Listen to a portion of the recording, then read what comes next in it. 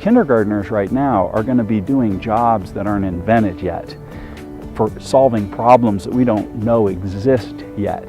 And that's what's pretty exciting about education today, is thinking through what are the skills and attitudes that kids need to be successful for their future. The competition is what really makes us unique being a Meritas school, because we compete against all of our sister schools. And when you say compete, you think about, oh, I'm going to win and you're the worst and I'm the best. It's really not like that. They're cheering each other on. I have friends in Switzerland, I have friends in Mexico, all over the world. It's just because of Meritas. We want students to come out of here who have the ability to create, to innovate, the desire to tackle tough life challenges with perseverance and a positive attitude. In second grade, we actually study biodiversity and ecosystem loss. You're thirsty, you went to the water fountain. What if you didn't have access to that? Getting them to see beyond Henderson, Nevada, getting them to see beyond the United States and really become a true citizen of the world. We don't look at a child as simply a subject area.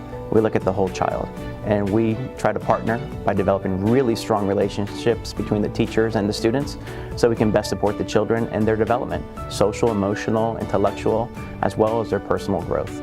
If our grade was, say, we want an A and it's a B, they will happily help us get towards an A.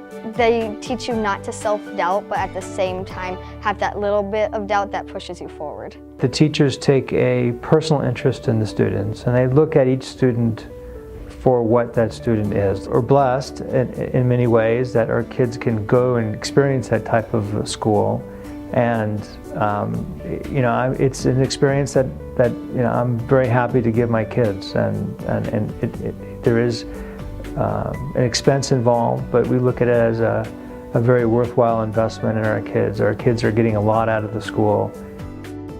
For kids today, that kid on the other side of the world is your neighbor. This is the world our kids are growing up in, and they need the skills to be able to speak appreciatively, appreciate cultures, understand differences of opinion, and try to put themselves in the shoes of the other person.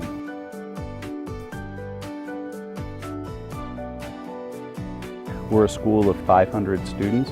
All of our students are known by all of our faculty. There's not as many people as a public school, so you get one-on-one time with the teachers. The student-to-teacher ratio is very important. You can really focus in on their personal learning plans. You can individualize the work so that that student and their learning style, it's addressed. The core of our program is reading, writing, math, but that's just the beginning for our students. We pay close attention to meeting our students' social emotional needs. We want our students to have a broad range of experiences. So with a small class of 20 and sometimes even less, they're able to differentiate to each student's needs and really get to know who that student is. They get to pick and select those books, read them, they take a quiz on it on the iPad, and the main purpose of it is to show them how much joy a person can get just from reading. We cater to the entire child, not just the academic side. There's a social aspect to that. When they walk in and they see that you're happy, they're happy. If they know they're going to walk into your room for morning meeting and they have an opportunity to greet a friend, to share, they do that. We have the sports element, we have the social element, we have the academics element. Our kids are well-rounded.